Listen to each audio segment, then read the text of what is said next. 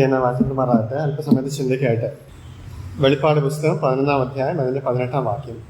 ജാതികൾ കോപിച്ചു, നിന്റെ കോപവും വന്നു, മരിച്ചവരെ ന്യായം വിധിപ്പാനും നിന്റെ ദാസന്മാരായ പ്രവാചകന്മാർക്കും വിശുദ്ധന്മാർക്കും ചെറിയവരും വലിയവരുമായി നിന്റെ ഭക്തന്മാർക്കും പ്രതിഫലം കൊടുപ്പാനും ഭൂമിയെ നശിപ്പിക്കുന്നവരെ നശിപ്പിപ്പാനും ഉള്ള കാലവും വന്നു.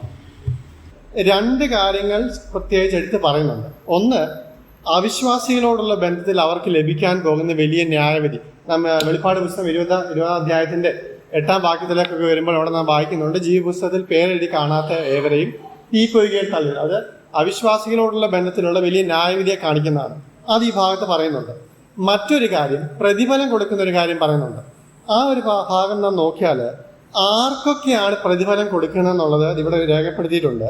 3 പേരോടുള്ള ബന്ധത്തിലാണ് പ്രത്യേകം എടുത്ത് കാണിക്കുന്നത്: പ്രവാചകന്മാര്, വിശുദ്ധന്മാര്, ചെറിയവരും വലിയവരുമായ നിന്റെ ഭക്തന്മാർ.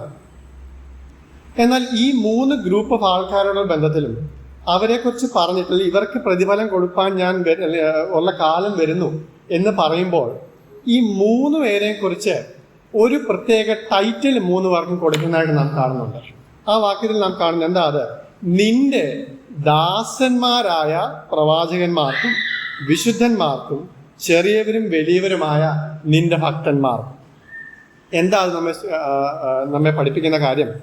നാം ഇവിടെ നോക്കിയാൽ അറിയാം, ഈ 3 ഗ്രൂപ്പ് ഓഫ് ആൾക്കാരോടുള്ള ബന്ധത്തിലും അവരുടെ ഉത്തരവാദിത്തങ്ങൾ വ്യത്യാസമാണ്. പ്രവാചകന്മാരോടുള്ള ബന്ധത്തിലും വിശുദ്ധന്മാരോടുള്ള ബന്ധത്തിലും ഭക്തന്മാരോടുള്ള ബന്ധത്തിലും അവർക്ക് 3 പേരുടെയും ഉത്തരവാദിത്തങ്ങൾ വ്യത്യാസമാണ്. അവരുടെ റെസ്പോൺസിബിലിറ്റീസ് വ്യത്യാസമുള്ളതാണ്, അവരുടെ ഡ്യൂട്ടീസ് വ്യത്യാസമുള്ളതാണ്. പക്ഷെ കർത്താവിന്റെ മുൻപിൽ വരുമ്പോൾ എല്ലാവരും ആരാ? ദാസന്മാരാണ്. പ്രവാചകന്മാരും വിശുദ്ധന്മാരും. വേറൊരു കാര്യം പ്രത്യേകം എടുത്ത് കാണിക്കുന്നത്, ചെറിയവരും വലിയവരുമായ ഭക്തന്മാരും കർത്താവിന് മുൻപിൽ ആരാ? ദാസന്മാരാണ്. ദൈവമക്കളെ, നമ്മോടുള്ള ബന്ധത്തിലും ദൈവം പല റെസ്പോൺസിബിലിറ്റീസാണ് നമ്മെ ഏൽപ്പിച്ചിരിക്കുന്നത്. എനിക്ക് നൽകി തന്ന ഉത്തരവാദിത്തമല്ല വേറൊരാളെ സംബന്ധിച്ചോളം ദൈവം നൽകി തന്നിരിക്കുന്നത്. എല്ലാവർക്കും പൊതുവായി ചെയ്യേണ്ട ചില ഉത്തരവാദിത്തങ്ങളുണ്ട്, അത് വേറെ. എന്നാൽ ഓരോരുത്തർക്കും പ്രത്യേകമായി ചെയ്യേണ്ട ചില ഉത്തരവാദിത്തങ്ങൾ ദൈവം ഏൽപ്പിച്ചിട്ടുണ്ട്. അപ്പം ഉത്തരവാദിത്തങ്ങൾക്ക് വ്യത്യാസമുണ്ട് നമ്മളോടുള്ള ബന്ധത്തിൽ. പക്ഷേ ഉത്തരവാദിത്തങ്ങൾ വ്യത്യാസമുള്ളതായിരിക്കുമ്പോഴും നമ്മളെല്ലാവരും ദൈവം മുൻപിൽ ആരാ? ദാസന്മാരാണ്. ഒരു ദാസൻ എന്നുള്ള നിലയിൽ നാം പാലിക്കേണ്ട ചില കാര്യങ്ങൾ വേദപുസ്തകത്തിൽ നാം രേഖപ്പെടുത്തുന്നതിനുണ്ട്. നാം പാലിക്കേണ്ട ചില മനോഭാവങ്ങൾ, നാം പാലിക്കേണ്ട ചില പ്രത്യേകമായ ചില റെസ്പോൺസിബിലിറ്റീസ്, ചില ഡ്യൂട്ടീസ്, അത് വേഗത്തിലൊന്ന് ചൂണ്ടിക്കാട്ടുവാനാണ് ആഗ്രഹിക്കുന്നത്. നാം സുവിശേഷങ്ങൾ നോക്കിയാൽ കർത്താവ് ഈ ഭൂമിയിലായിരുന്നപ്പോൾ അനേക ഉപമകൾ പറഞ്ഞതായിട്ട് നമുക്കറിയാം. കർത്താവ് പഠിപ്പിച്ച പല കാര്യങ്ങളും ഉപമകളിലൂടെയാണ് ശിഷ്യന്മാരോടുള്ള ബന്ധത്തിലും ബാക്കിയുള്ളവരോടുള്ള ബന്ധത്തിലും കർത്താവ് പഠിപ്പിച്ചത്. അതിൽ വളരെ നമുക്ക് എല്ലാവർക്കും അറിയാവുന്ന ഒരു ഉപമയാണ് താലന്തുകളുടെ ഉപമ. മത്തായി സുവിശേഷം 25-ാം അധ്യായത്തിലാണ് നാം അത് കാണുന്നത്. ആ ഭാഗത്തേക്കൊന്ന് നമുക്ക് വരാം. മത്തായി സുവിശേഷം 25-ാം അധ്യായത്തിൽ അതിൻ്റെ 14 മുതൽ 30 വരെയുള്ള ഭാഗത്താണ് ആ ഒരു ഉപമയെപ്പറ്റി കർത്താവ് പറയുന്നത്. ആ ഉപമ നമുക്ക് എല്ലാവർക്കും അറിയാവുന്നതാണ്. 14-ാം വാക്യത്തിൽ നാം വായിക്കുന്ന പോലെ, ഒരു മനുഷ്യൻ പരദേശത്തേക്ക് പോകുന്ന സമയത്ത് തൻ്റെ ദാസന്മാരെ എല്ലാം വിളിച്ച് അവർക്ക് എല്ലാവർക്കും താലന്തുകൾ നൽകുന്നുണ്ട്. നാം വായിക്കുന്നത്, ഓരോരുത്തർക്കും അവനവൻ്റെ പ്രാപ്തി പോലെ കൊടുത്തിട്ട് അല്ലെങ്കിൽ ആ യജമാനൻ അല്ലെങ്കിൽ ആ മനുഷ്യൻ യാത്ര ചെയ്തു പോകുന്നു.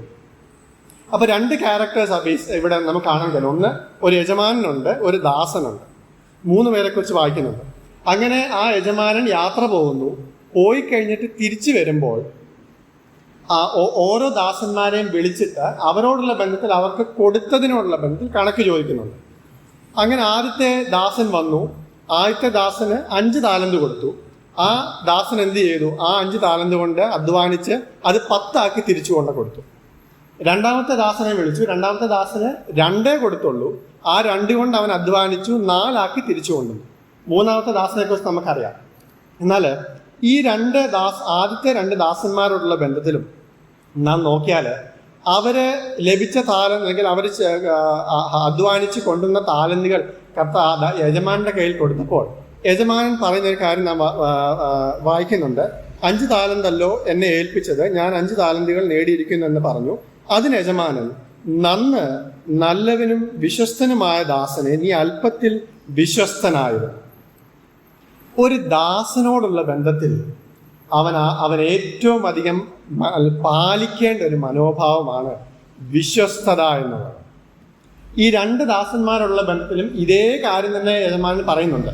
നല്ലവനും വിശ്വസ്തനുമായ ദാസനെ നീ അല്പത്തിൽ വിശ്വസ്തനായി, ഞാൻ നിനക്ക് നൽകിയതിൽ നീ വിശ്വസ്തനായിരുന്നു. അപ്പോൾ ഒരു ദാസന്റെ ഏറ്റവും വലിയൊരു ക്വാളിറ്റി, ഒരു ക്യാരക്ടറാണ് അവൻ വിശ്വസ്തനായിരിക്കുക എന്നുള്ളത്. ഇനി ഈ വിശ്വസ്തതയോടുള്ള ബന്ധത്തിൽ നാം ശ്രദ്ധിച്ചാൽ രണ്ടുപേരും കൊണ്ടുവന്ന താലന്തുകളുടെ ക്വാണ്ടിറ്റിക്ക് വ്യത്യാസമുണ്ട്. ആദ്യത്തെ ദാസൻ എത്ര താലന്താ തിരിച്ചു കൊണ്ടുവന്നത്? 10 കൊണ്ടുവന്നത്. രണ്ടാമത്തെ ദാസൻ എത്രയാണ് കൊണ്ടുവന്നത്? 4 കൊണ്ടുവന്നത്. രണ്ട് ദാസന്മാരും കൊണ്ടുവന്ന ക്വാണ്ടിറ്റിക്ക് വ്യത്യാസമുണ്ട്. പക്ഷെ നാം ശ്രദ്ധിച്ചാൽ രണ്ടുപേരോട് ഒരേ കാര്യമാണ് യജമാനൻ പറയുന്നത്. ശരിയല്ലേ? നീ എന്തുമാത്രം കൊണ്ടുവന്നു എന്നുള്ളതിന്റെ അടിസ്ഥാനത്തിലല്ല, ഞാൻ തന്നത് നീ എങ്ങനെ ഉപയോഗിച്ചു. 5 താലന്ത് കൊടുത്തവൻ എന്താ ചെയ്തത്? അവൻ അതിൻ്റെ പുറത്ത് അധ്വാനിച്ചു, അതിനെ ഇരട്ടിപ്പിച്ചു. 2 താലന്ത് കൊടുത്തവൻ എന്താ ചെയ്തത്? അവനും അതേ കാര്യമാണ് ചെയ്തത്. അവനും അധ്വാനിച്ചു, അതിനെ ഇരട്ടിപ്പിച്ചു. രണ്ടുപേരും ചെയ്ത കാര്യം ഒന്നാ. എന്താ? അവർ കൊടുത്തത് അതിൻ്റെ മേൽ അധ്വാനിച്ച് അതിനെ മൾട്ടിപ്ലൈ ചെയ്ത് തിരിച്ചു കൊണ്ടു കൊടുത്തു. യജമാനൻ എന്ത് പറഞ്ഞു? നിങ്ങൾ വിശ്വസ്തരാണ്. ഒരു ദാസൻ എന്നുള്ള നിലയിൽ തന്നതിനോട് വിശ്വസ്തത പുലർത്തുക എന്നുള്ളത് അവൻ്റെ ഏറ്റവും വലിയൊരു ക്വാളിറ്റിയാണ്. നമ്മോടുള്ള ബന്ധത്തിന് ഇത് വളരെ സത്യമാണ്. നമ്മുടെ സ്വർഗത്തിലെ യജമാനൻ നമുക്കെല്ലാവർക്കും ഒരു പ്രത്യേക താലന്ത് നൽകിയിട്ടുണ്ട്. എന്താ ആ താലന്ത്? നമുക്കെല്ലാവർക്കും ഓരോരുത്തർക്കും വ്യത്യസ്തമായ താലന്ത്, ഒരു പ്രത്യേക താലന്ത് നമ്മുടെ യജമാനൻ നമുക്ക് നൽകിയിട്ടുണ്ട്. എന്താ അത്? നമുക്ക് നൽകിയിട്ടുള്ള കൃപാവരങ്ങളാണ്. ഈ വരങ്ങളോടുള്ള ബന്ധത്തിൽ എത്രത്തോളം നാം വിശ്വസ്തരാണെന്നുള്ളത് നാം പ്രത്യേകം ശ്രദ്ധിക്കേണ്ട കാര്യമാണ്. ഓരോരുത്തർക്കും നൽകിയിട്ടുള്ള താലന്തുകൾ അല്ലെങ്കിൽ ഓരോരുത്തർക്കും നൽകിയിട്ടുള്ള വരങ്ങൾ വ്യത്യാസമാണ്. നാം ചിന്തിക്കുമ്പോൾ, ഈ കൃപാവരങ്ങളെ പറ്റി പറയുമ്പോൾ അല്ലെങ്കിൽ നാം ചിന്തിക്കുമ്പോൾ നമ്മുടെ എല്ലാവരുടെയും പൊതുവായിട്ടുള്ളൊരു ധാരണയുണ്ട്. എന്താ? 2 കൃപാവരങ്ങളേ ഉള്ളൂ. എന്തൊക്കെയാണ്? ഉപദേശിക്കുക, അതുപോലെ തന്നെ നയിക്കുക. അങ്ങനെയാണോ വേദപുസ്തകം പഠിപ്പിക്കുന്നത്? നമുക്ക് നോക്കാം. റോമലേഖനം 12-ാം അധ്യായം എന്നെ വളരെ ചിന്തിപ്പിച്ച ഒരു കാര്യം അവിടെ ഞാൻ കാണുവാനിടയായി. റോമലേഖനം 12-ാം അധ്യായത്തിലേക്ക് വരുമ്പോൾ വരങ്ങളെ പറ്റി അവിടെ പറയുന്നതായിട്ട് നാം കാണുന്നുണ്ട്. അതിൻ്റെ 5-ാം വാക്യത്തിൽ നാം ഇങ്ങനെ വായിക്കും: അതുപോലെ പലരായ നാം ക്രിസ്തുവിൽ ഒരു ശരീരവും എല്ലാവരും തമ്മിൽ അവയവങ്ങളുമാകുന്നു. ആകയാൽ നമുക്ക് ലഭിച്ച കൃപയ്ക്കൊത്തവണ്ണം വെവ്വേറെ വരം ഉള്ളതുകൊണ്ട് പ്രവചനമെങ്കിൽ വിശ്വാസത്തിനൊത്തവണ്ണം, ശുശ്രൂഷയെങ്കിൽ ശുശ്രൂഷയിൽ, ഉപദേശിക്കുന്നവനെങ്കിൽ ഉപദേശത്തിൽ, പ്രബോധിപ്പിക്കുന്നവനെങ്കിൽ പ്രബോധനത്തിൽ, ദാനം ചെയ്യുന്നവൻ ഏകാഗ്രതയോടെ, ഭരിക്കുന്നവൻ ഉത്സാഹത്തോടെ, കരുണ ചെയ്യുന്നവൻ പ്രസന്നതയോടെ ആകട്ടെ. ഇവിടെ പ്രത്യേകം എന്നെ ശ്രദ്ധിപ്പിച്ച കാര്യം, നാം അങ്ങനെ അങ്ങനെ ശ്രദ്ധിക്കാത്ത ചില വരങ്ങളെ പറ്റി പറഞ്ഞു. എന്തൊക്കെയാണ്? പ്രബോധിപ്പിക്കുന്നവനെങ്കിൽ പ്രബോധനത്തിൽ, ദാനം ചെയ്യുന്നവൻ ഏകാഗ്രതയോടെ, പിന്നെ കരുണ ചെയ്യുന്നവൻ പ്രസന്നതയോടെ, പിന്നെ വേറൊരു കാര്യം നാം കാണുന്നത് ശുശ്രൂഷയെങ്കിൽ ശുശ്രൂഷയും. ഇതൊക്കെ കൃപാവരങ്ങളാണോ? പ്രിയമക്കളെ, നമുക്ക് ലഭിച്ച വരം എന്താണെന്നുള്ളത് ഇത് വളരെ ദുഃഖകരമായിട്ട് ഞാൻ പറയട്ടെ, പലർക്കും അവർക്ക് ലഭിച്ച വരം എന്താണെന്നുള്ള അറിയത്തില്ല. പ്രബോധിപ്പിക്കുക എന്നുള്ളതൊരു വരമാണ്. അതെല്ലാവർക്കും ചെയ്യാൻ പറ്റുന്ന കാര്യമാണ്. പക്ഷെ അതിന് പ്രത്യേക വരം ലഭിച്ച ആളുകളുണ്ട്. കരുണ കാണിക്കുക എന്ന് പറഞ്ഞ ഒരു വരമാണ്. അതെല്ലാവർക്കും ചെയ്യാൻ പറ്റും. പക്ഷെ അതിന് പ്രത്യേക വരം ലഭിച്ചവരുണ്ട്. ശുശ്രൂഷ ചെയ്യുക എന്ന് പറഞ്ഞാൽ അതൊരു വരമാണ്. അതും എല്ലാവർക്കും ചെയ്യാം. പക്ഷെ അതിന് പ്രത്യേക വരം ലഭിച്ചവരുണ്ട്. അങ്ങനെ പ്രത്യേക വരം ലഭിച്ചവരത് ചെയ്യുമ്പോൾ അത് അനുഭവിക്കുന്നവർക്ക് അതിൻ്റെതായൊരു അനുഗ്രഹമുണ്ട്. പ്രബോധിപ്പിക്കുക എന്നുള്ളത് എൻ്റെ വരമാണെന്നുള്ള എത്ര പേർക്കറിയാം? ശുശ്രൂഷ ചെയ്യുക എന്നുള്ളത് എൻ്റെ വരമാണെന്നുള്ള എത്ര പേർക്കറിയാം? ശുശ്രൂഷ എന്ന് പറയുന്നത് മറ്റുള്ളവരെ ശുശ്രൂഷിക്കുന്നതിനുള്ള ബന്ധത്തിലാണ്. ഇവിടെ മിനിസ്റ്ററിംഗ് എന്നുള്ള വാക്കാണ് ഇംഗ്ലീഷിൽ ഉപയോഗിച്ചിരിക്കുന്നതെങ്കിലും മിനിസ്റ്ററിംഗിന് 2 അർത്ഥമുണ്ട്. ഒന്ന്, ministering the word of God എന്നുള്ളൊരു അർത്ഥമുണ്ട്. മറ്റുള്ളവരെ ഹെൽപ്പ് ചെയ്യുക എന്നുള്ളൊരു അർത്ഥമുണ്ട്. നമ്മുടെ വേദപുസ്തകത്തിൽ ശുശ്രൂഷ എന്നുള്ള പദത്തിന് സേവിങ് എന്നും മിനിസ്റ്ററിംഗ് എന്ന് പറഞ്ഞ 2 വാക്കുകളും മാറി മാറി ഉപയോഗിച്ചിട്ടുണ്ട്. അപ്പൊ ഈ മിനിസ്റ്ററിംഗ് എന്ന് പറഞ്ഞ പദത്തിനും സഹായിക്കുക എന്നുള്ളൊരു അർത്ഥം കൂടെ ഉണ്ട്, അല്ലെങ്കിൽ മറ്റുള്ളവരെ ഹെൽപ്പ് ചെയ്യുക എന്നുള്ളൊരു അർത്ഥം കൂടെ ഉണ്ട്. അപ്പം ശുശ്രൂഷ ചെയ്യുന്നത് ഒരു വരമാണ്. അങ്ങനെ വരം ലഭിച്ചവരുണ്ട്. എന്നാൽ ആ ലഭിച്ച വരത്തോട് എത്രത്തോളം നാം വിശ്വസ്തരാണ്? പ്രിയ മക്കളെ, പ്രബോധിപ്പിക്കാൻ എന്ന് പറഞ്ഞാൽ മറ്റുള്ളവരെ ഉത്സാഹിപ്പിക്കുകയും മറ്റുള്ളവരെ ധൈര്യപ്പെടുത്തുകയും ചെയ്യാൻ വരം ലഭിച്ചവരത് ചെയ്യുമ്പോൾ അത് അനുഭവിക്കുന്നവർക്കൊരു പ്രത്യേക അനുഗ്രഹമാണ്. നമുക്ക് ലഭിച്ചതിനോട് വിശ്വസ്തത പുലർത്തുക എന്നുള്ളത് ഒരു ദാസന്റെ മനോഭാവമാണ്. അത് നമ്മൾ പുലർത്തിയേ തീരൂ. മറ്റുള്ളവർക്ക് ശുശ്രൂഷ ചെയ്യുവാൻ, മറ്റുള്ളവർക്ക് സഹായിക്കുവാന്, മറ്റുള്ളവരോട് കരുണ കാണിക്കുവാന്, ദാനം ചെയ്യുവാനായിട്ട് പ്രത്യേക വരം ലഭിച്ച ആളുകളുണ്ട്. എന്നാൽ എത്ര പേരത് വിശ്വസ്തയോടുകൂടി ചെയ്യുന്നുണ്ട്? എത്ര പേര് വിശ്വസ്തയോടുകൂടി ശുശ്രൂഷിക്കുന്നതാണ് എൻ്റെ വരമെന്ന് അറിഞ്ഞുകൊണ്ട് മറ്റുള്ളവരെ അത് വിശ്വസ്തയോടുകൂടി ശുശ്രൂഷിക്കുന്നുണ്ട്, വിശ്വസ്തയോടുകൂടി മറ്റുള്ളവർക്ക് ദാനം ചെയ്യുന്നുണ്ട്? വളരെ ചുരുക്കമാണ്. കാരണം നമുക്കറിയത്തില്ല നമ്മുടെ വരമാണെന്നുള്ളത്. ദൈവമക്കളെ, ഇത് വളരെ ഗൗരവത്തോടുകൂടി നാം കാണണം. കാരണം ദാസ് അല്ലെങ്കിൽ യജമാനൻ വന്ന് ചോദിക്കുന്നത്, ആദ്യം ചോദിക്കുന്നത് എന്താ? നിനക്ക് ഞാൻ തന്നതിനോട് നീ വിശ്വസ്തത പുലർത്തിയുണ്ട്. പ്രബോധിപ്പിക്കാനാണ് നമുക്ക് നൽകിയിട്ടുള്ള വരമെങ്കിൽ പ്രബോധിപ്പിക്കുന്നതിൽ നീ വിശ്വസ്തത പുലർത്തിയോ എന്നുള്ളതാണ് കർത്താവ് ആദ്യം ചോദിക്കുന്നത്. ബാക്കിയുള്ളത് ചെയ്തതിനും പ്രതിഫലമൊക്കെ ഉണ്ട്, അത് സത്യമാണ്. പക്ഷേ നമുക്ക് ലഭിച്ച വരത്തോടുള്ള ബന്ധത്തിൽ നാം വിശ്വസ്തരല്ലെങ്കിൽ ബാക്കിയുള്ള കാര്യങ്ങൾ ചെയ്യുന്നതിൽ വലിയ പ്രസക്തിയില്ല. കാരണം ഏൽപ്പിച്ചതിൽ വിശ്വസ്തരല്ലെങ്കിൽ ബാക്കിയുള്ളത് ചെയ്തിട്ട് എന്താ കാര്യം? അത് ചെയ്യണമെന്നല്ല, ചെയ്യണം. നമ്മൾ തന്നെ ഒന്ന് ശോധന ചെയ്യാം. നമുക്ക് നമ്മളിലേക്കൊന്ന് തിരിഞ്ഞു നോക്കാം. നമ്മുടെ വരം എന്താ? ശുശ്രൂഷിക്കാനാണോ എൻ്റെ വരം? അങ്ങനെയാണെങ്കിൽ എത്രത്തോളം ഞാൻ വിശ്വസ്തത പുലർത്തുന്നുണ്ട് ആ കാര്യത്തിൽ? മറ്റുള്ളവരെ പ്രബോധിപ്പിക്കുവാനും സഹായിക്കുവാനും ദാനം ചെയ്യുവാനും ആണോ എൻ്റെ വരം? അങ്ങനെയാണെങ്കിൽ എത്രത്തോളം ഞാൻ വിശ്വസ്തത പുലർത്തുന്നുണ്ട് ആ ഒരു കാര്യത്തിൽ? നമ്മുടെ ഫോക്കസ് എപ്പോഴും നമുക്ക് ലഭിച്ച വരങ്ങളോടുള്ള ബന്ധത്തിൽ നാം വിശ്വസ്തത പുലർത്തുന്നു എന്നുള്ളതിനായിരിക്കണം. നാം 1 കൊരിന്ത്യരിലേക്ക് വരുമ്പോൾ പൗലോസ് തനിക്ക് ലഭിച്ച വരത്തെ പറ്റി താനിങ്ങനെ പറയുന്നത്. 1 കൊരിന്ത്യർ 4-ാം അധ്യായത്തിലേക്ക് വരുമ്പോൾ അതിൻ്റെ 1-ാം വാക്യത്തിൽ നാം ഇങ്ങനെ വായിക്കുന്നു: ഞങ്ങളെ ക്രിസ്തുവിൻ്റെ ശുശ്രൂഷക്കാരും ദൈവ മർമ്മങ്ങളുടെ ഗ്രഹവിചാരകന്മാരും എന്നിങ്ങനെ ഓരോരുത്തർ എണ്ണിക്കൊള്ളട്ടെ. അപ്പൊ പൗലോസ് കൊരിന്ത്യർക്ക് എഴുതുമ്പോൾ പറയാണ്, എനിക്ക് ലഭിച്ച വരം എന്ന് പറയുന്നത് ശുശ്രൂഷിക്കുവാനും ഗ്രഹവിചാരത്വം നടത്തുവാനുമാണ്. അതാണ് എനിക്ക് ലഭിച്ച വരം. ഇനി അങ്ങനെ ഒരു വരം ലഭിച്ച ആൾ എന്താ ചെയ്യേണ്ടത്? അടുത്ത വാക്യം, ഗ്രഹവിചാരകന്മാരിൽ അന്വേഷിക്കുന്നതോ അവർ വിശ്വസ്തരായിരിക്കണം എന്നത്ര. എനിക്ക് ലഭിച്ച വരം എന്ന് പറയുന്നത് ശുശ്രൂഷിപ്പാനും ഗ്രഹവിചാരത്വം നടത്തുവാനും വേണ്ടിയാണ്, സ്റ്റുവേർഡ്ഷിപ്പ് നടത്താനും അതുപോലെ മിനിസ്റ്ററിങ് ചെയ്യാനും വേണ്ടിയാണ്. ആ ഒരു വരത്തോടുള്ള ബന്ധത്തിൽ ഞാൻ വിശ്വസ്തനായിരിക്കണം. അതാണ് അതിൻ്റെ ഒരു റിക്വയർമെന്റ്. ആ ഒരു വരത്തോടുള്ള ബന്ധം, എല്ലാ വരങ്ങളോടുള്ള ബന്ധത്തിൽ. പിന്നെ താഴോട്ട് വരുമ്പോൾ പൗലോസ് പറയുന്നുണ്ട്, നിങ്ങൾ എന്ത് ചെയ്യുന്നുണ്ട്? നിങ്ങൾ മറ്റുള്ളവർ പറയുന്നത് കേട്ടിട്ട് ഞങ്ങളെ ജഡ്ജ് ചെയ്യുന്നുണ്ട്, ഞങ്ങളെ ന്യായം വിധിക്കുന്നുണ്ട് അല്ലെങ്കിൽ വിധിക്കുന്നുണ്ട്. പക്ഷെ അങ്ങനെ ചെയ്യരുത്. കാരണം വിധിക്കാനുള്ള അധികാരം ആർക്കാ ഉള്ളത്? കർത്താവിനാണുള്ളത് എന്ന് പറഞ്ഞിട്ട് കർത്താവ് എങ്ങനെ വിധിക്കുന്നതെന്നുള്ള പറഞ്ഞിട്ടുണ്ട്. എങ്ങനെ വിധിക്കുന്നത്? 5-ാം വാക്യത്തിൽ, ആകയാൽ കർത്താവ് വരുവോളം സമയത്തിന് മുമ്പേ ഒന്നും വിധിക്കരുത്. അവൻ ഇരുട്ടിൽ മറഞ്ഞിരിക്കുന്നത് വെളിച്ചത്താക്കി ഹൃദയങ്ങളുടെ ആലോചനകളെ വെളിപ്പെടുത്തും. അതിൽ നിന്ന് മനസ്സിലാക്കേണ്ട ഒരു കാര്യം,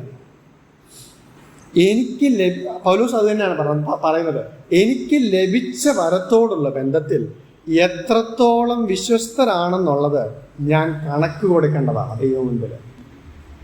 ദൈവത്തിൻ്റെ മുൻപിൽ നിൽക്കുമ്പോൾ. നിനക്ക് ലഭിച്ച വരം അല്ലെങ്കിൽ നിനക്ക് ഞാൻ നൽകിയ വരം ഇതാണ്, എത്രത്തോളം നീ അതിൽ വിശ്വസ്തത കാട്ടിയെന്ന് ദൈവം ചോദിക്കുമ്പോൾ, അയ്യോ ദൈവമേ, കർത്താവേ, ഞാൻ ഇപ്പോൾ അറിഞ്ഞു എൻ്റെ വരം ഇതാണെന്ന് എന്ന് പറഞ്ഞാൽ അതൊരു ന്യായമാണോ കർത്താവിൻ്റെ മുൻപിൽ? പൊതു ആയിട്ടുള്ള സാധനങ്ങൾ പൊതുമുതൽ നശിപ്പിച്ച ഒരാളെ കോടതിയിൽ കൊണ്ടുവച്ചെന്ന് എന്ന് വിചാരിക്കുക. കോടതിയിൽ പ്രതിക്കൂട്ടിൽ കയറി നിന്നു. അപ്പോൾ ജഡ്ജി അവനോട് ചോദിച്ചു, നീ ഇന്ന കാര്യങ്ങൾ നശിപ്പിച്ചല്ലോ, എന്താ നിനക്ക് പറയാനുള്ളതെന്ന് ചോദിക്കുമ്പോൾ ആ കുറ്റവാളി പറയോ, ഞാൻ ഇപ്പോഴാണ് അറിയുന്നത് പൊതുമുതൽ നശിപ്പിക്കുന്നത് തെറ്റാണെന്നുള്ളത്. ഞാൻ അറിഞ്ഞിരുന്നെങ്കിൽ ഞാനങ്ങനെ ചെയ്യത്തില്ല എന്ന് ആ കുറ്റവാളി പറഞ്ഞാൽ ജഡ്ജി പറയോ, ഇപ്പോഴല്ലേ അറിയുന്നത്, എന്നാൽ നീ പോയിക്കോ എന്ന് പറയോ? എനിക്ക് ലഭിച്ച വരം ഇന്നതാണ് കർത്താവെ എന്ന് ഞാൻ ഇപ്പോഴാണ് അറിഞ്ഞത് എന്ന് പറഞ്ഞാൽ കർത്താവിൻ്റെ മുൻപിൽ അത് ഒരിക്കലും ഒരു ന്യായമല്ല. എൻ്റെ വരം എന്താണെന്നുള്ളത് അറിയേണ്ടത് എൻ്റെ ഡ്യൂട്ടിയാണ്, എൻ്റെ റെസ്പോൺസിബിലിറ്റിയാണ്. അത് ഞാൻ ഇപ്പോഴാണ് അറിഞ്ഞെന്ന് പറഞ്ഞാൽ അതൊരു എക്സ്ക്യൂസ് അല്ല. ഇന്ന് പലപ്പോഴും അറിയണ്ടാത്ത പല കാര്യങ്ങളും നമുക്കറിയാം. ടെക്നോളജിയെക്കുറിച്ച് ഭയങ്കര അറിവാണ് നമുക്ക് പലർക്കും. നമ്മുടെ വീടിൻ്റെ അടുത്ത് നടക്കുന്ന കാര്യങ്ങളെപ്പറ്റി ഭയങ്കര അറിവാണ്. എന്നാൽ അറിയേണ്ട ചില കാര്യങ്ങൾ പലപ്പോഴും നമുക്ക് അറിയത്തില്ല. അതൊരു കുറ്റമാണ്. അറിയേണ്ട കാര്യം അറിഞ്ഞില്ലെങ്കിൽ അതൊരു കുറ്റമാണ്. അത് അറിഞ്ഞില്ലെന്നുള്ളതൊരു ന്യായമായിട്ട് പറയാൻ പറ്റത്തില്ല. പ്രിയ മക്കളെ, എൻ്റെ വരം എന്താണെന്നുള്ളത് മനസ്സിലാക്കി അതിൽ വിശ്വസ്തത പുലർത്തുക എന്നുള്ളത് നാം വളരെ ഉത്സാഹത്തോടു കൂടി ചെയ്യേണ്ട ഒരു കാര്യമാണ്. കാരണം ദൈവം മുൻപിൽ ചെല്ലുമ്പോൾ എന്നോട് അതിന് കണക്ക് ചോദിക്കും. എന്ന് മാത്രമല്ല, നാം 5-ാം വാക്യത്തിൽ വായിക്കുന്നത് എങ്ങനെ കർത്താവ് ന്യായം വിരിക്കുന്നതെന്ന് കൂടെ പറഞ്ഞുണ്ട്. എങ്ങനെയാണ് വിരിക്കുന്നത്? നാം വായിക്കുന്ന ഇരുട്ടിൽ മറഞ്ഞിരിക്കുന്നത് വെളിച്ചത്താക്കി ഹൃദയങ്ങളുടെ ആലോചനയെ വെളിപ്പെടുത്തും. ഇംഗ്ലീഷിൽ നാം വായിക്കുന്നത് he will expose the motives of people's heart. അതായത് ഹൃദയത്തിൻ്റെ അല്ലെങ്കിൽ നമ്മുടെ ഉള്ളിലെ വിചാരങ്ങൾ എന്തായിരുന്നു എന്നുള്ളത് കർത്താവ് പുറത്തു കൊണ്ടുവരും. അപ്പോൾ നമുക്ക് ലഭിച്ച വരങ്ങളെ ഉപയോഗിക്കുമ്പോൾ ഒരു കാര്യം കൂടെ നാം ശ്രദ്ധിക്കണം. അതെങ്ങനെ വേണം ഉപയോഗിക്കാൻ, എങ്ങനെ അതിന് വിശ്വസ്തത പുലർത്തേണ്ടത്. അത് ചെയ്യുമ്പോൾ അതിൻ്റെ പുറകിലുള്ള നമ്മുടെ മോട്ടീവ് അല്ലെങ്കിൽ നമ്മുടെ ഹൃദയത്തിൻ്റെ നമ്മൾ ചെയ്യാനുള്ള കാരണം അത് ഉദ്ദേശം ശരിയായിരിക്കും. അതും നാം ശ്രദ്ധിക്കണം. അതിനെക്കുറിച്ച് കൂടുതൽ ഞാൻ വിശദീകരിക്കുന്നില്ല, നമുക്കെല്ലാവർക്കും അറിയാവുന്നൊരു കാര്യമായതുകൊണ്ട് ഞാൻ മുമ്പോട്ട് പോട്ടെ. ഒരു കാര്യം നാം ഓർത്തു, ഒരു ദാസൻ്റെ ഏറ്റവും വലിയൊരു ക്വാളിറ്റി എന്താ? ക്വാളിറ്റി എന്നുള്ളതിനേക്കാൾ അവൻ്റെ ഒരു റെസ്പോൺസിബിലിറ്റി എന്താ, ഒരു മനോഭാവം എന്തായിരിക്കണം? എനിക്ക് ലഭിച്ചതിനോട് ഞാൻ വിശ്വസ്തത പുലർത്തുന്നവനായിരിക്കണം. ഒരു ദാസൻ ഏറ്റവും അധികം അറിഞ്ഞിരിക്കേണ്ട ഒരു അല്ലെങ്കിൽ ചെയ്യേണ്ട ഒരു കാര്യമാണ്. എനിക്ക് എന്താണോ ലഭിച്ചത് അതിനോടുള്ള ബന്ധത്തിൽ ഞാൻ വിശ്വസ്തനാണോ അല്ലയോ എന്നുള്ളത്. അത് ഒരു ദാസനെ സംബന്ധിച്ചോളം അവനെ സംബന്ധിച്ചിടത്തോളം അവൻ ചെയ്യേണ്ട കാര്യമാണ്. ഇനി ഒരു ദാസൻ എന്നുള്ള നിലയിൽ മറ്റുള്ളവരോടുള്ള ബന്ധത്തിൽ അവൻ്റെ മനോഭാവം എന്തായിരിക്കണം? വേഗത്തിനൊന്ന് ചൂണ്ടിക്കാട്ടുവാൻ ഞാൻ ആഗ്രഹിക്കുന്നു. ഫിലിപ്പി ലേഖനം 2-ാം അധ്യായത്തിലേക്ക് വരാം. ഫിലിപ്പി ലേഖനം 2-ാം അധ്യായം. ഫിലിപ്പി ലേഖനം 2-ാം അധ്യായത്തിൻ്റെ അതിൻ്റെ ഒരു കോണ്ടെക്സ്റ്റ് പെട്ടെന്ന് ഞാൻ പറയാൻ ആഗ്രഹിക്കുന്നു. അവിടെ ഫിലിപ്പിയ സഭയിൽ ചെറിയ രീതിയിലുള്ള കലഹവും അതുപോലെ അഭിപ്രായ വ്യത്യാസങ്ങളും ഒക്കെ നിലനിന്ന സമയത്താണ് ഈ ഒരു ലേഖനം പൗലോസ് എഴുതുന്നത്. അപ്പോൾ അതാണ് ഈ 3-4 വാക്യങ്ങളെ പറയുന്നത്. ഷാഢ്യത്താലോ ദുരഭിമാനത്താലോ ഒന്നും ചെയ്യാതെ താഴ്മയോടെ ഓരോരുത്തൻ മറ്റുള്ളവനെ തന്നേക്കാൾ ശ്രേഷ്ഠനെന്ന് എണ്ണിക്കൊള്ളുകയും ഓരോരുത്തൻ സ്വന്തം ഗുണമല്ല മറ്റുള്ളവൻ്റെ ഗുണം കൂടെ നോക്കണം. ക്രിസ്തുയേശുവിലുള്ള ഭാവം തന്നെ നിങ്ങളിലും ഉണ്ടായിരിക്കട്ടെ. ഈ 3 വാക്യങ്ങൾ ശ്രദ്ധിച്ചാൽ ഇവിടെ പൗലോസ് പ്രത്യേകം എടുത്ത് പറയുന്ന 2 കാര്യങ്ങളാണ്. ഒന്ന്, മറ്റുള്ളവനെ തന്നേക്കാൾ ശ്രേഷ്ഠനെന്ന് എണ്ണണം. പിന്നെന്താ പറയുന്നത്? സ്വന്തം ഗുണമല്ല മറ്റുള്ളവൻ്റെ ഗുണം കൂടെ നോക്കണം എന്ന് പറഞ്ഞിട്ട് അടുത്ത വാക്യത്തിൽ 5-ാം വാക്യത്തിൽ പറയാണ് ക്രിസ്തുയേശുവിനുള്ള ഭാവം തന്നെ നിങ്ങളിലും ഉണ്ടായിരിക്കട്ടെ. മലയാളത്തിൽ വായിച്ചാൽ അത് അത്ര ക്ലിയർ അല്ല.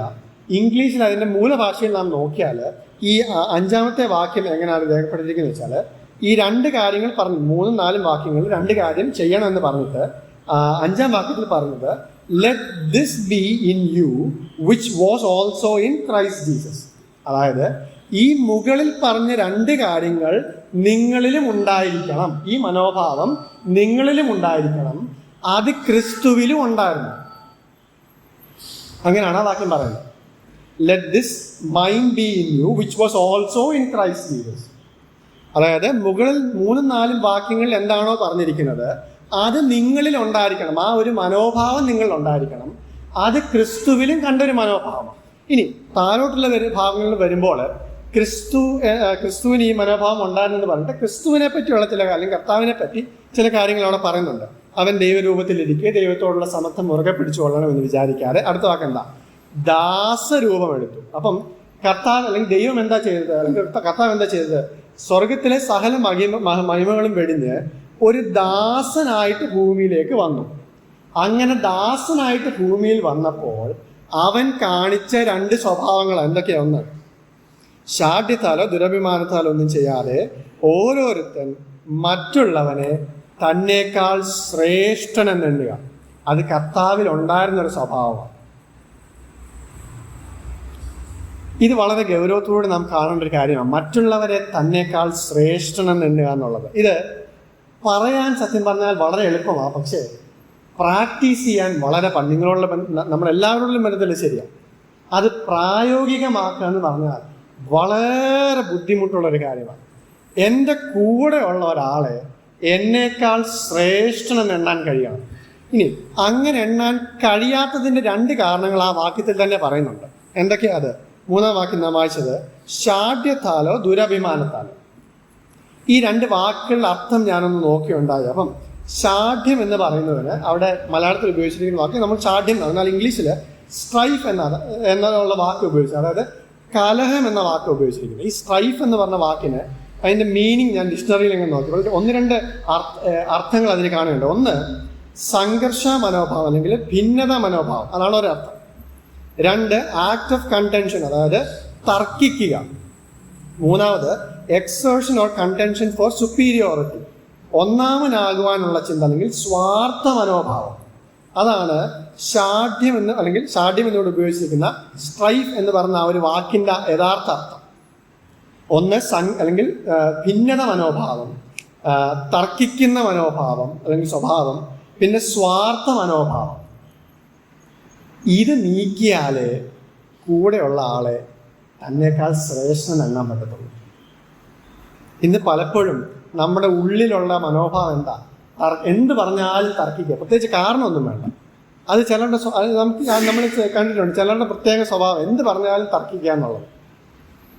പിന്നെ സ്വാർത്ഥ മനോഭാവം, എപ്പോഴും ഞാൻ ഒന്നാമനായിരിക്കണം, അല്ലെങ്കിൽ എൻ്റെ ഭാഗം എപ്പോഴും ശരിയായിരിക്കണം, എന്നെ എല്ലാവരും ശ്രദ്ധിക്കണം. ഞാൻ ഒരു ഗ്രൂപ്പിൽ നിൽക്കുമ്പം എന്നിലായിരിക്കണം എല്ലാവരുടെയും ഫോക്കസ്, എല്ലാവരും എന്നെ ശ്രദ്ധിക്കണം, എൻ്റെ വാക്കുകൾക്ക് പ്രാധാന്യം നൽകണം. അങ്ങനെ ഒരു സ്വഭാവമുള്ളവർക്ക് കൂടെയുള്ള ആളെ തന്നേക്കാൾ ശ്രേഷ്ഠൻ എണ്ണാൻ പറ്റത്തില്ല. ഇനി ഈ സ്ട്രൈഫ് എന്ന് പറഞ്ഞ ഇംഗ്ലീഷ് വാക്ക് വേദപുസ്തകത്തിൽ പല ഭാഗങ്ങളിൽ ഉപയോഗിച്ചിരിക്കുന്നതായിട്ട് നാം കാണുന്നത്. പ്രത്യേകിച്ച് സദൃശ്യവാക്യങ്ങളിലാണ് അത് കൂടുതൽ ഉപയോഗിച്ചിരിക്കുന്നത്. 1-2 വാക്യം ഞാൻ ജസ്റ്റ് ഒന്ന് പറഞ്ഞു പോകാം. അപ്പോൾ ആ ഭാഗങ്ങൾ നോക്കുമ്പോൾ എന്താണ് ഈ കലഹം ഉണ്ടാകാനുള്ള കാരണം എന്ന് പറയുന്നുണ്ട്. സദൃശ്യവാക്യം 10:12 നാം ഇങ്ങനെ വായിക്കുന്നു: പക വഴക്കുകൾക്ക് കാരണമാകുന്നു. അവിടെ വഴക്കുകൾ ഉദ്ദേശിച്ചിരിക്കുന്നത് സ്ട്രൈഫ് എന്ന് പറഞ്ഞ ഈ വാക്കാണ്. അപ്പൊ വഴക്കിന് കാരണം എന്താ? ഉള്ളിലെ പകയാണ്. അടുത്ത് സദൃശവാക്യം 30-33 വാക്യത്തിന്റെ അവസാന ഭാഗം: കോപം ഇളക്കിയാൽ വഴക്കുണ്ടാകും. അവിടെ വഴക്കെന്ന് പറഞ്ഞ വാക്ക് സ്ട്രൈഫ് എന്ന് പറഞ്ഞ വാക്കാണ്. അപ്പൊ വഴക്കുണ്ടാകാനുള്ള കാരണം എന്താ? കോപം. അപ്പൊ ഇവിടെ ഈ ശാഠ്യം ഉദ്ദേശിച്ചിരിക്കുന്ന വാക്ക് അല്ലെങ്കിൽ അവിടെ ഉദ്ദേശിക്കുന്നത് ഉള്ളിൽ കോപവും പകയും ഉള്ളപ്പോഴാണ് മറ്റുള്ളവർ അല്ലെങ്കിൽ ഈ ഒരു ശാഠ്യ മനോഭാവം നമ്മളെ കാണിക്കുന്നത്. അങ്ങനെ ഒരു മനോഭാവം ഉള്ളവർക്ക് മറ്റുള്ളവരെ ശ്രേഷ്ഠൻ എണ്ണാൻ പറ്റത്തില്ല. ഇനി അടുത്ത വാക്ക് എന്ന് നമുക്ക് ദുരഭിമാനം. ദുരഭിമാനം എന്ന് വെച്ചാൽ വെയിൻ ഗ്ലോറി എന്ന അതിൻ്റെ അർത്ഥം എന്താണെന്ന് വെച്ചാൽ excessive pride especially in one's achievement, അതായത് സ്വയമായിട്ടുള്ള സ്വന്തം നേട്ടത്തിലുള്ള അമിതമായ അഹങ്കാരം അല്ലെങ്കിൽ അമിതമായ അഹംഭാവം. അതാണ് വെയിൻ ഗ്ലോറി എന്ന് പറഞ്ഞത്. അതും എന്ത് ചെയ്യാൻ നമ്മളെ തടസ്സപ്പെടുത്തും? നമ്മുടെ കൂടെയുള്ളവരെ നമ്മളെക്കാൾ ശ്രേഷ്ഠൻ എണ്ണാൻ നമ്മളെ തടസ്സപ്പെടുത്തും. കാരണം എന്താ? എൻ്റെ ഉള്ളിൽ കിടക്കുന്നതല്ല എന്താ? ഞാൻ കുറേ കാര്യങ്ങൾ ചെയ്തു, അല്ലെങ്കിൽ അതിനെക്കുറിച്ചുള്ള അമിതമായ അഹങ്കാരം അഹംഭാവം അത് ഉള്ളിലുള്ളപ്പോൾ എന്ത് ചെയ്യാൻ പറ്റത്തില്ല? കൂടെയുള്ള ആളെ ശ്രേഷ്ഠൻ എണ്ണാൻ പറ്റത്തില്ല. മക്കളെ, ഇത് ഈ ഒരു കാര്യം അല്ലെങ്കിൽ മറ്റുള്ളവരെ നമ്മളെക്കാൾ ശ്രേഷ്ഠൻ എണ്ണുക എന്നുള്ളത് നമ്മുടെ ജീവിതത്തിലെ എല്ലാ മേഖലയിലും നമുക്ക് അപ്ലൈ ചെയ്യാൻ പറ്റുന്ന ഒരു കാര്യമാണ്. നമ്മുടെ ജീവിതത്തിൻ്റെ എല്ലാ മേഖലയിലും നമുക്ക് അപ്ലൈ ചെയ്യാം. ഒരാൾ എന്നോട് ദേഷ്യപ്പെട്ടു, എന്നോട് വളരെ മോശമായിട്ട് പെരുമാറി, സ്വാഭാവികമായിട്ട് നമ്മൾ എന്ത് ചെയ്യും? തിരിച്ച് അതേ രീതിയിൽ മറുപടി പറയും. പക്ഷേ മറ്റൊരാളെ എന്നേക്കാൾ ശ്രേഷ്ഠനായിട്ട് എണ്ണുന്ന ഒരാൾ എന്ത് ചെയ്യും? തിരിച്ച് മറുപടി പറയും. പക്ഷെ എങ്ങനെ പറയും? കൃപയോടുകൂടി മറുപടി പറയും. അതാ വ്യത്യാസം. നമ്മുടെ ഭവനങ്ങളിൽ ഇതൊന്ന് പ്രാക്ടീസ് ചെയ്യാൻ നോക്കിയാൽ അന്യോന്യം മറ്റുള്ളവരെ തന്നേക്കാൾ ശ്രേഷ്ഠൻ എണ്ണാൻ കഴിഞ്ഞാൽ ഭാര്യയ്ക്ക് ഭർത്താവിന് കീഴടങ്ങിയിരിക്കുവാനും ഭർത്താവിന് ഭാര്യയെ വേദപുസ്തകത്തിൽ പറഞ്ഞിരിക്കുന്ന പോലെ സ്നേഹിക്കാനും കഴിയും. മക്കൾ തമ്മിൽ അന്യോന്യം ശ്രേഷ്ഠൻ എണ്ണിക്കഴിഞ്ഞാൽ അന്യോന്യം അല്ലെങ്കിൽ വളരെ സന്തോഷത്തോടു കൂടി കഴിയാൻ കഴിയും. ഇത് നമ്മുടെ ജീവിതത്തിൻ്റെ എല്ലാ ഭാഗങ്ങളിലും ഇത് നമുക്ക് ആപ്ലിക്കബിൾ ആണ്. നമുക്ക് നമ്മുടെ ഉള്ളിൽ കോപവും അല്ലെങ്കിൽ പകയും ഒക്കെ ഉള്ളപ്പോഴാണ് മറ്റുള്ളവരെ തന്നേക്കാൾ ശ്രേഷ്ഠൻ എണ്ണാൻ കഴിയാത്തത്. മറ്റുള്ളവരെ തന്നേക്കാൾ ശ്രേഷ്ഠൻ എണ്ണിക്കഴിഞ്ഞാൽ അങ്ങനെയുണ്ട്, കോപവും പകയൊക്കെ പോവുകയും ചെയ്യും. കാരണം നമ്മൾ ഒരുമിച്ച് കൂടി വരുന്നു, നമ്മൾ സന്തോഷത്തോടെ അന്യോന്യം കണ്ട് തിരിച്ചു പോകുമ്പോൾ നമ്മൾ എല്ലാവർക്കും കൈ കൊടുക്കാറുണ്ട്. എന്നാൽ ഞാൻ ഒരാൾക്ക് കൈ കൊടുക്കുമ്പം ഞാൻ കൈ കൊടുക്കുന്ന ആള് എന്നേക്കാൾ ശ്രേഷ്ഠനാണെന്ന് ചിന്തിച്ചുകൊണ്ടാണ് നമ്മൾ കൊടുക്കുന്നത്. സ്വാഭാവികം അങ്ങനല്ല. നമ്മൾ സാധാരണ ചെയ്തു പോകുന്ന പോലെ എല്ലാവർക്കും കൈ കൊടുക്കും, നമ്മൾ പിരിഞ്ഞു പോകുന്നു. എന്നാൽ മറ്റുള്ള ആളെ ശ്രേഷ്ഠൻ എണ്ണിക്കൊണ്ടോ ഒന്ന് കൈ കൊടുത്തു നോക്കി. ആത്മാർത്ഥമായിട്ട് അത് ചെയ്താൽ അതിൻ്റെ വ്യത്യാസം മനസ്സിലാക്കാൻ ഒരു ദാസന്റെ ഏറ്റവും വലിയൊരു മനോഭാവമാണ് കൂടെയുള്ള ആളെ എന്നേക്കാൾ ശ്രേഷ്ഠനെന്ന് എണ്ണാൻ കഴിയും. നമ്മുടെ കർത്താവാണ് ഇതിനെല്ലാം മാതൃക. നാം യോഹന്നാൻ സുവിശേഷത്തിൽ വായിക്കുന്നുണ്ട്, കർത്താവ് ശിഷ്യന്മാരുടെ കാല് കഴുകിയെന്ന് വായിക്കുന്നുണ്ട്. യോഹന്നാൻ സുവിശേഷത്തിൽ നാം അത് വായിക്കുന്നു. കർത്താവ് നിലത്തിരുന്ന് കാല് കഴുകി. അപ്പോൾ കർത്താവ് ഒരു മനുഷ്യാവതാരം എടുത്ത് ഭൂമിയിൽ വന്നു, ദാസരൂപം എടുത്ത് ഭൂമിയിലേക്ക് വന്നു. നാം ശ്രദ്ധിച്ചാൽ മർക്കോസിന്റെ സുവിശേഷത്തിലാണ് സത്യത്തിൽ കർത്താവിനെ ദാസൻ എന്ന് ഉള്ള എക്സ്പ്ലനേഷൻ കൊടുത്തിരിക്കുന്നത്. എന്നാൽ യോഹന്നാന്റെ സുവിശേഷത്തിൽ കർത്താവ് ദൈവമാണെന്നുള്ള ആശയമാണ് യോഹന്നാന്റെ സുവിശേഷം മൊത്തം പറയുന്നത്.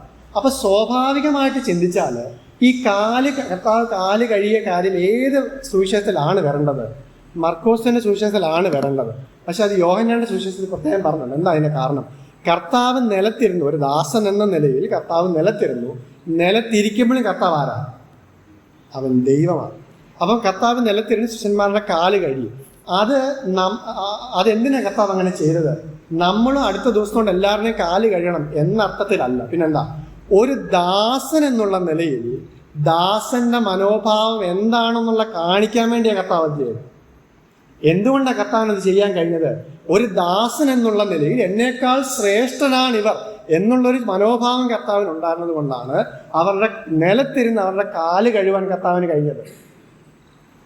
യജമാനൻ അങ്ങനെ ചെയ്തെങ്കിൽ ദാസന്മാരായ നമ്മൾ എത്രത്തോളം ആ മനോഭാവം നാം പാലിക്കണം? കർത്താവ് തന്നെ അത് പറയുന്നുണ്ട് താഴോട്ട് വരുമ്പോൾ. മക്കളെ, മറ്റുള്ളവരെ തന്നേക്കാൾ ശ്രേഷ്ഠൻ, ഇത് ഞാൻ ആദ്യം ഓർപ്പിച്ച പോലെ ഇത് വളരെ ബുദ്ധിമുട്ടാണ് ഇത് ചെയ്യാൻ വേണ്ടി. ഒരുപാട് കൃപ വേണം ഇത് ചെയ്യാൻ വേണ്ടി. കൂടെയുള്ള ആളെ നമ്മൾ പറയുമ്പോൾ എളുപ്പമോ പറഞ്ഞു പോകാം, പക്ഷേ ഇതൊന്ന് പ്രാക്ടീസ് ചെയ്യാനായിട്ട് ഭയങ്കര കൃപ വേണം. ഇത് ഒരു ദാസന്റെ ഒരു മനോഭാവം ഇതൊന്ന് പ്രാക്ടീസ് ചെയ്യാനായിട്ട് ഒരുപാട് കൃപ നമുക്ക് ആവശ്യമാണ്. വരും ദിവസങ്ങളിൽ അതൊന്ന് പ്രാക്ടീസ് ചെയ്യാനായിട്ട് നമുക്ക് ശ്രമിക്കാം. ഒരു കാര്യം കൂടെ നാം ഇവിടെ കാണുന്നുണ്ട്. ഒന്ന് നാം കണ്ടു, ദാസന്റെ ഒരു മനോഭാവം തന്നേക്കാൾ ശ്രേഷ്ഠനെന്ന് മറ്റുള്ളവരെ എണ്ണണം. അടുത്ത വാക്ക്, 4-ാം വാക്യം, ഓരോരുത്തൻ സ്വന്തം ഗുണമല്ല മറ്റുള്ളവന്റെ ഗുണം കൂടി നോക്കണം. ദാസന്റെ മറ്റൊരു മനോഭാവം എന്താ? നിസ്വാർത്ഥമായിട്ട് മറ്റുള്ളവരുടെ കാര്യങ്ങളെ ചെയ്യുവാൻ ഒരു ദാസൻ കടപ്പെട്ടവനാണ്. നാച്ചുറലി സ്വാഭാവികമായിട്ട് നമ്മൾ നോക്കിയാൽ നമ്മൾ എന്തെങ്കിലും ഒരു കാര്യം ചെയ്യുമ്പം, ഒരു കാര്യം ചിന്തിക്കുമ്പോൾ, ഒരു കാര്യം തീരുമാനം എടുക്കുമ്പം നമ്മൾ സ്വാഭാവികമായിട്ട് ചെയ്യുന്നതല്ല അതുകൊണ്ട് എനിക്ക് എന്താ പ്രയോജനം, അങ്ങനെ നമ്മൾ ചിന്തിക്കുന്നത്. അത് സ്വാഭാവികമായിട്ട് അങ്ങനെയാണ് നമ്മൾ ചിന്തിച്ചു പോകുന്നത്. പക്ഷേ ഒരു ദാസന്റെ മനോഭാവം എന്തായിരിക്കണം? ഞാൻ എന്ത് ചെയ്യുമ്പോഴും എൻ്റെ പ്രയോറിറ്റി എപ്പോഴും എന്തായിരിക്കണം? മറ്റുള്ളവർക്ക് അതുകൊണ്ട് എന്ത് പ്രയോജനം ഉണ്ടാകുന്നു എന്ന് ചിന്തിക്കണം. ഇതിനും മാതൃക ആരാ? നമ്മുടെ കർത്താവ് ഭൂമിയിലേക്ക് വന്നപ്പോൾ അല്ലെങ്കിൽ കർത്താവിൻ്റെ പ്രൈമറി എയിം എന്തായിരുന്നു? നമുക്ക് സ്വന്തം ജീവൻ നൽകി നമ്മളെ വീണ്ടെടുക്കുക എന്നുള്ളതായിരുന്നു. എന്താ കർത്താവ് അവിടെ ചെയ്തത്? നമ്മുടെ നന്മ കണ്ടപ്പോൾ സ്വന്തം ജീവൻ തന്നെ കൊടുത്ത് നമ്മളെ വീണ്ടെടുക്കുവാൻ കർത്താവ് തയ്യാറായി. എന്താ അത് സൂചിപ്പിക്കുന്നത്? നമ്മുടെ നന്മ നൽകി നമുക്ക് എന്ത് നന്മ വരുന്നു എന്നുള്ളത് കർത്താവ് കണ്ടു. കർത്താവിൻ്റെ പ്രൈമറി എയിം അതായിരുന്നു. നാമും അങ്ങനെ ചെയ്യണം എന്നാണ് കർത്താവ് ആഗ്രഹിക്കുന്നത്. ഈ ഭാഗത്തുള്ള ബന്ധം, ഈ 4-ാം വാക്യത്തെപ്പറ്റി നല്ലൊരു ഡെഫിനേഷൻ ഞാനിങ്ങനെ ഒരിടത്ത് വായിക്കുകയുണ്ടായി. Philippians 2:4 indicates a habitual attitude that a servant should maintain by holding the things of others as more important. നല്ലൊരു ഡെഫിനേഷനായിട്ട് എനിക്ക് തോന്നി. ഫിലിപ്പിയർ 2:4 ഒരു ദാസൻ എന്നുള്ള നിലയിൽ മറ്റുള്ളവൻ്റെ കാര്യങ്ങളെ എത്രത്തോളം ഇമ്പോർട്ടൻസോടുകൂടി കാണണമെന്നുള്ളത്, അതിനെ ഒരു ഹാബിച്വൽ അല്ലെങ്കിൽ ഒരു ദാസൻ മെയിൻറ്റെയിൻ ചെയ്യേണ്ട ഒരു ഹാബിച്വൽ ആറ്റിറ്റ്യൂഡ് ആയിരിക്കണം എന്നുള്ളതാണ് ഈ വാക്യം പറയുന്നതെന്ന് ഒരിടത്ത് ഞാൻ വായിക്കുകയുണ്ടായി. ഹാബിച്വൽ ആറ്റിറ്റ്യൂഡ് എന്ന് പറഞ്ഞാൽ നമ്മൾ ദിനം പ്രതി ചെയ്യുന്ന, അല്ലെങ്കിൽ നമ്മുടെ ഒരു ഹാബിറ്റ് ആക്കണം.